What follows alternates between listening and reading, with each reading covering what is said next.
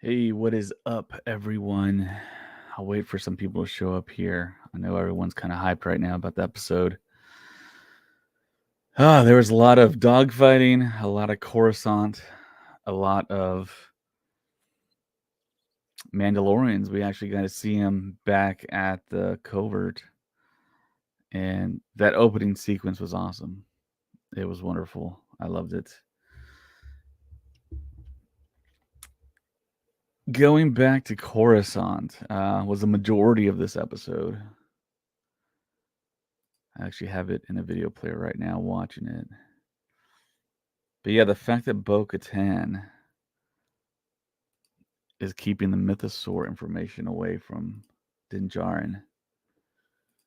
Yeah, Maka, glad you could join us. Yeah, that was a crazy episode. 8.5 out of 10. Love the world building. Heard that Snoke theme. I heard the Resistance theme for the X-Wings in episode 7, I believe, when they were attacking Starkiller. I think that's what I heard on Coruscant. Very reminiscent of Solo when they played the Imperial March when Solo got his name. But yeah, it was really, really good.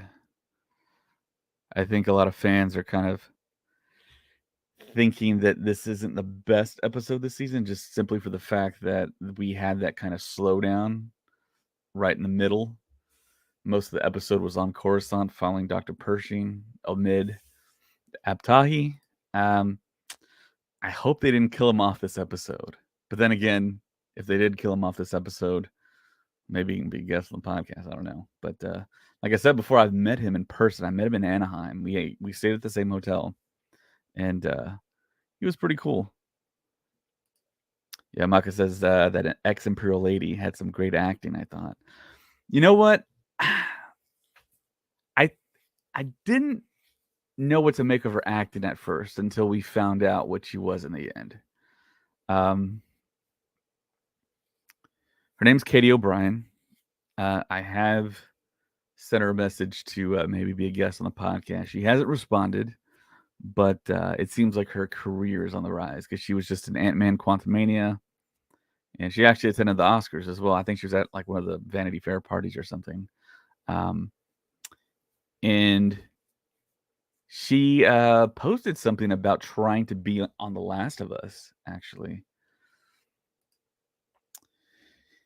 Yeah, I think she did a pretty good job for what she was asked to do. I'm just trying to reconcile the episode here and what she kind of pulled off. So is she basically a mole for the Empire? Is she still in cahoots with Moff Gideon? Maka says, I had a feeling where she was at with her allegiance, but she did a solid job hiding it. Yeah, I couldn't tell if it was the acting that was a little bit off, or was that just a part of her character. I'm guessing it was a part of her character. I guess she pulled it off because in the very beginning, I thought she was maybe still Imperial. And then I think, yeah, with her acting, she kind of put me at ease to think that maybe she was actually with Dr. Pershing. But see, I also thought that Bo-Katan was going to turn on Din Djarin, but she didn't. But she didn't tell Din about the Mythosaur. And it looks like Katie is definitely trying to play the long game like I thought that Bo-Katan was going to play. So we shall see how it kind of ends up there. And yeah, Joe is saying that Coruscant looked awesome. Yeah, it looked like Coruscant. It looked like we were back.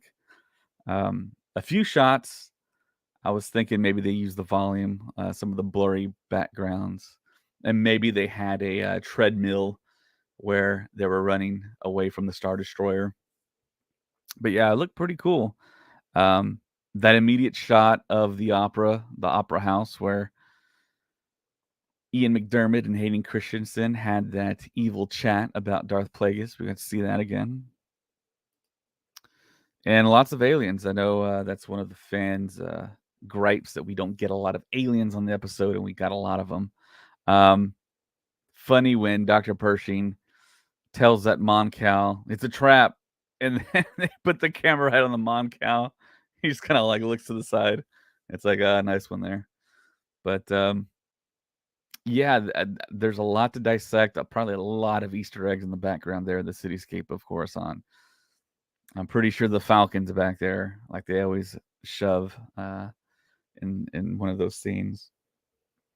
But yeah, overall pretty good. I'm gonna have to watch it again. I did watch it in 4K in my living room, and it looked fantastic.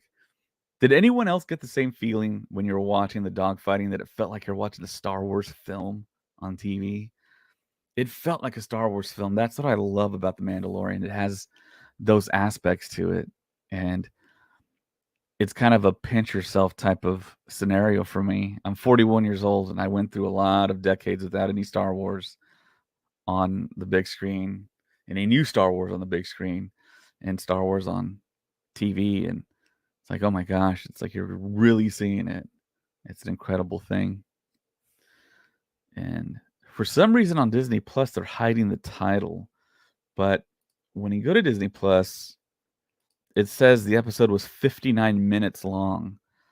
And I could swear that when I saw it the first time, it said 58 minutes. They increased it by a minute. I guess they did some editing. And it says on Coruscant, former Imperials find amnesty in the New Republic. And there's a shot of Bo-Katan in the gauntlet that's an old shot. So I don't know if they're going to change that up or what. But yeah, it was a terrific episode. I really liked it.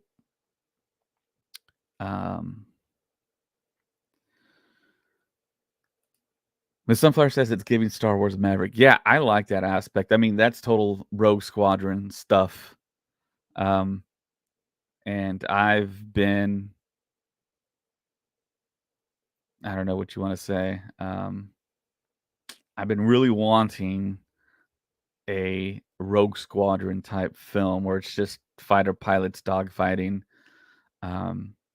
Rogue Squadron. I mean, the title says it in and of itself. I mean, just a band of rebels going from spot to spot, being mercenaries, being just a team, and yeah, kind of Top Gun in space. Yeah, and that's what Patty Jenkins was given the car keys to do, but of course that's been shelved according to Variety.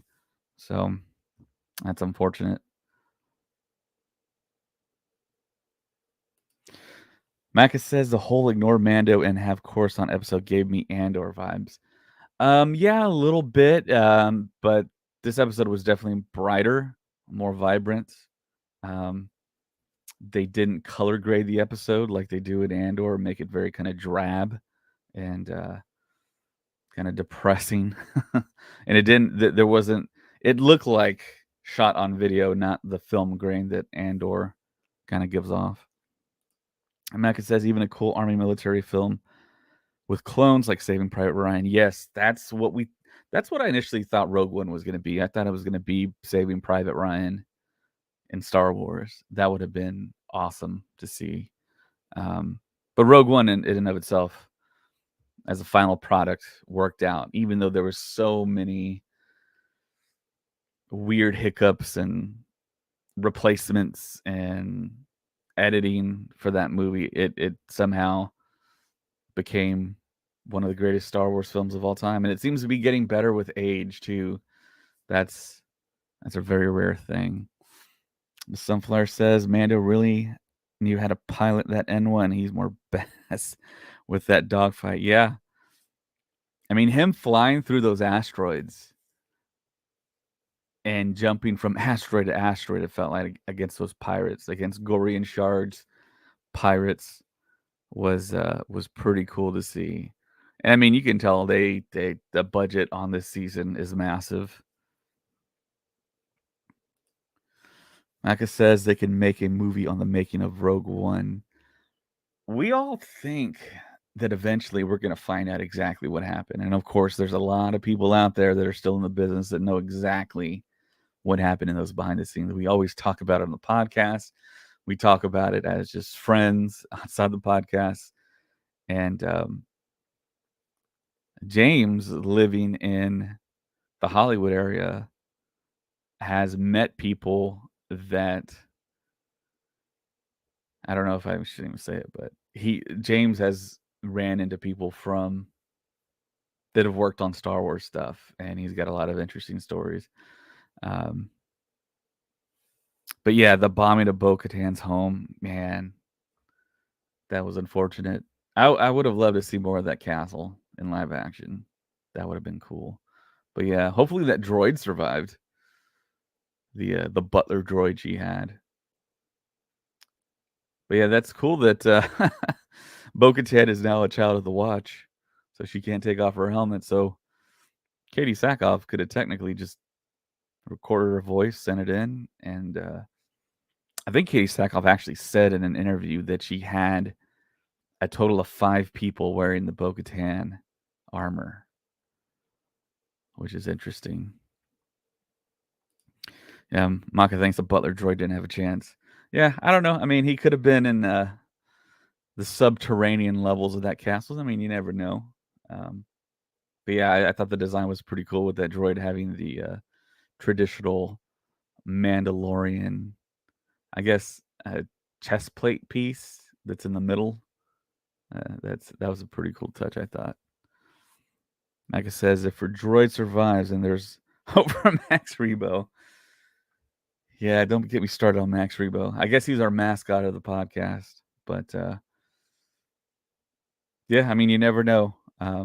There were some like weird reports saying that there was possibly, I think a quote was taken from something that Jon Favreau said, and just skewed and warped and turned into some kind of weird clickbait story about Salacious Crumb surviving and having some type of part in Star Wars. I don't know. It was weird. I love Salacious Crumb. You can see him right there. There he is. But yeah, that was kind of strange. But yeah, I'm all for Max Rebo surviving. Maka says, I wonder when if we get Boba this season. We're thinking if there's going to be a Boba Fett season 2, it's going to be announced in London, and we'll be there, and we'll cover it, and we'll talk about it. So when we are in London, we plan on doing videos for the day and doing a podcast every night to talk about what we experienced, the big announcements.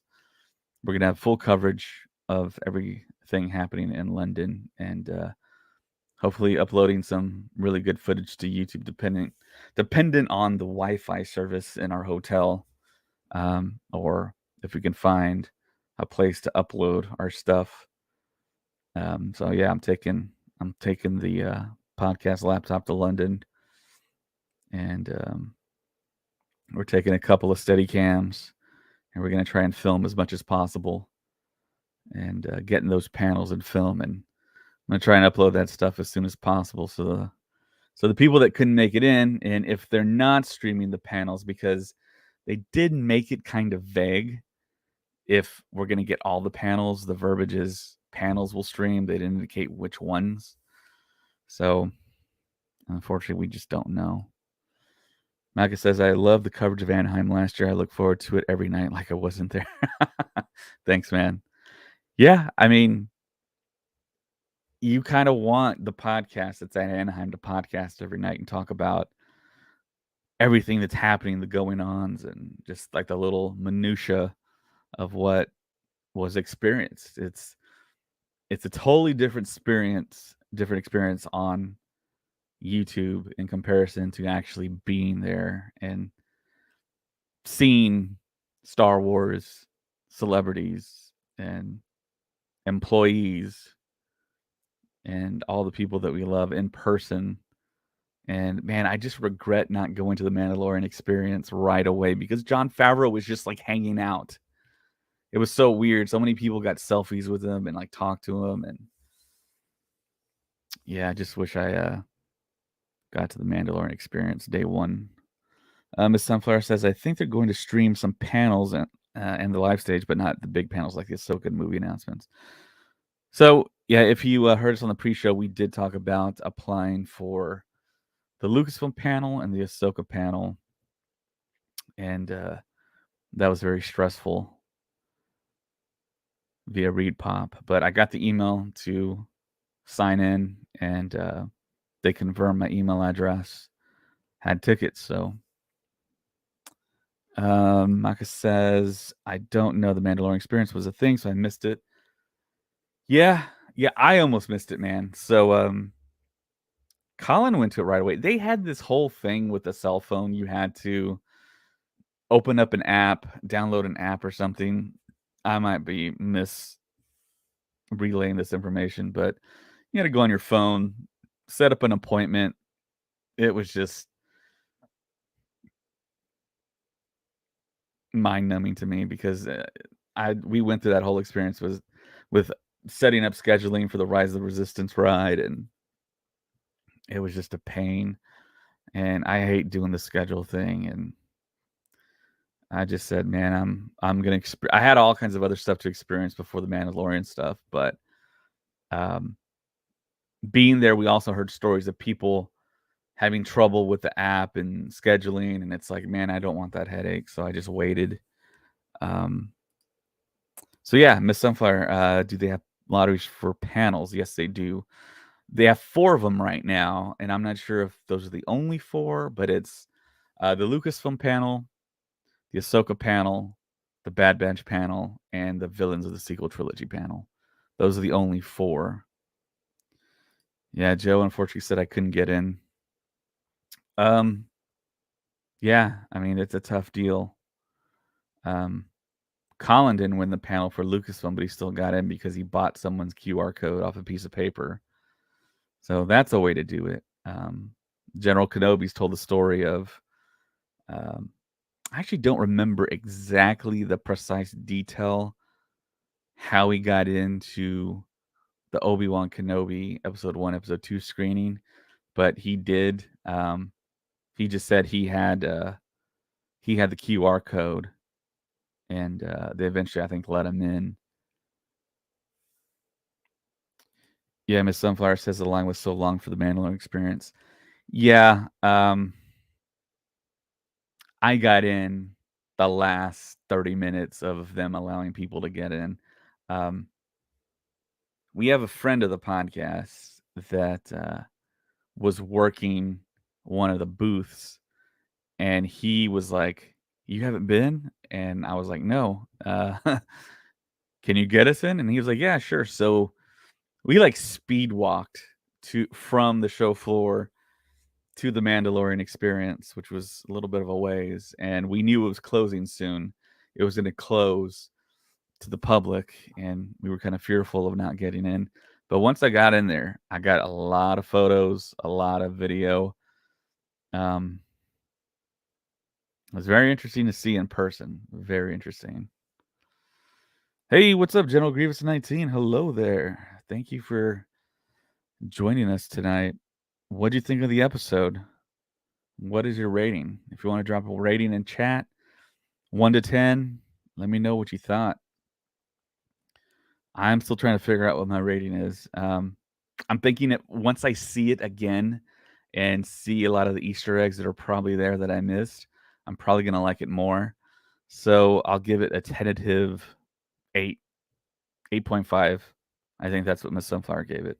The dog fighting was awesome, man. I love the stuff with Bo-Katan and the gauntlet. That stuff was just terrific. I like the fact that they bookended that episode with Mando and Bo-Katan. And just didn't give us a 35-minute episode. They really could have, but I think they saved the episode from getting lower marks. So I liked it. I had fun. The budget looks crazy, like I mentioned earlier. They didn't spare any expense on Mando. I think Lucasfilm and Disney knows what their bread and butter is right now. It's as far as on the Lucasfilm side of the house. I know the MCU is still making a lot of money. But yeah, that report that Bob Iger talked about taking his foot off the pedal and easing back on projects, I don't really think to me, it can't be Star Wars related. It's all about the MCU. If anything, you want to put your foot on the pedal for Star Wars. So Joe's giving it a 7 out of 10. Some stuff I like, some stuff not. I'll be watching again though. Yeah, I mean that's fair.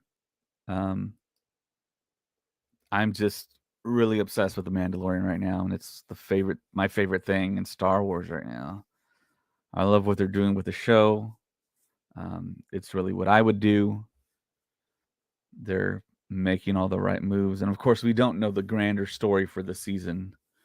So this episode really felt like a lead up to something bigger.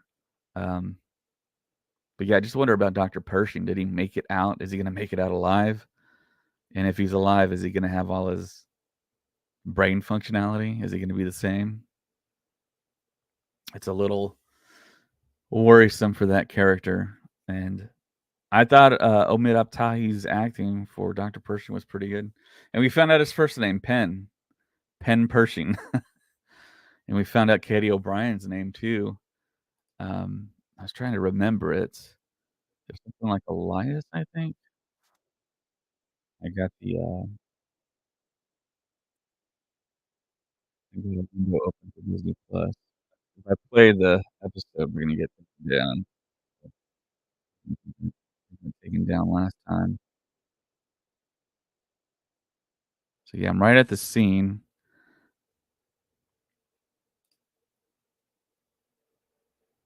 and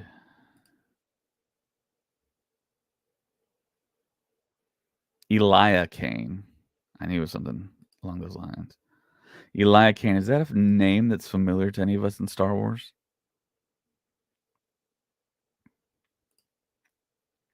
Yeah, Miss Sunflower says, I think it's MCU 2 getting superhero fatigue with too much content. I don't think it's necessary. I think too much having a lot of content out there is a part of the problem, but I think it's a small part of the problem. The story is where it's at, and pumping out all these stories, you're going to lose a bit of quality. And Iger's pushing quality over quantity, which is what you need to do.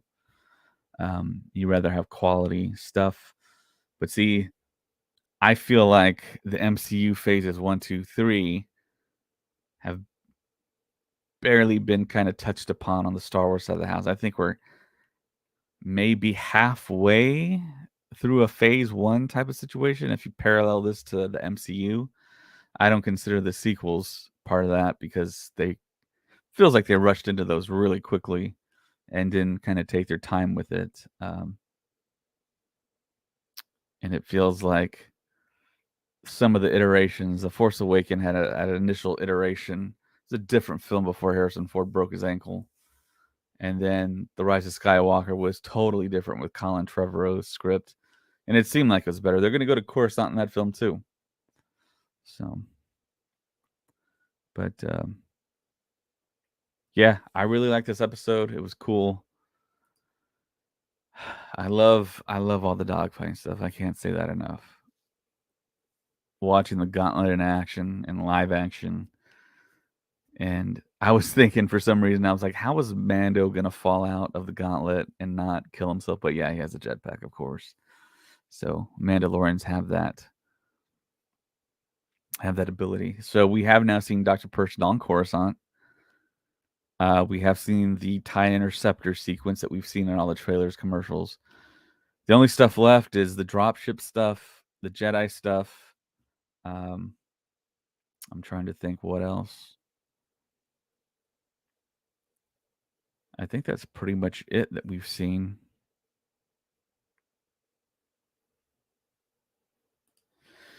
Yeah, Miss Sunflower says, I think we just saw how the First Order got all the ships in The Rise of Skywalker.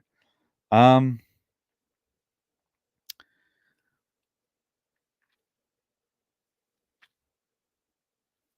yeah, the First Order. Um, yeah, they could have taken the Star Destroyers, repurposed them. I could totally see that. You got me thinking about the Final Order in The Rise of Skywalker. And I was thinking, yeah, they already had those Star Destroyers, but I mean, it could be the other way around.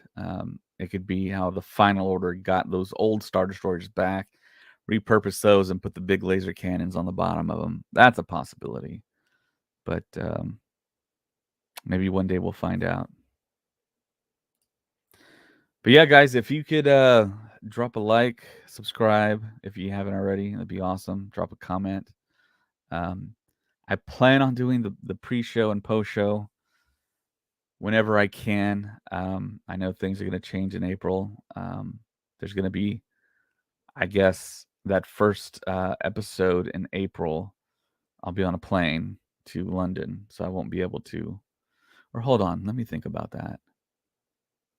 No, technically I will. It'll be Tuesday night going into Wednesday, and I don't fly out till 6 p.m. So I still should be able to do an after show, a pre-show, and a post-show for the Mandalorian. Yeah, I think it should be the same schedule. So yeah, like I said, I liked it. 8.5 out of 10 for me right now. I got to watch it again, and we're gonna do our breakdown later on today. Me, Colin, and hopefully some others. Josh and Ben, I believe, are gonna join, and yeah, hopefully we don't get pulled down off of YouTube. So I think I can play frames. I just can't play video because then they copyright strike us. So thanks everyone for attending here. It was an awesome episode. We have more Star Wars. 59 minutes worth according to Disney Plus right now. So all right. That is it for tonight, and I will see you later. May the force be with you.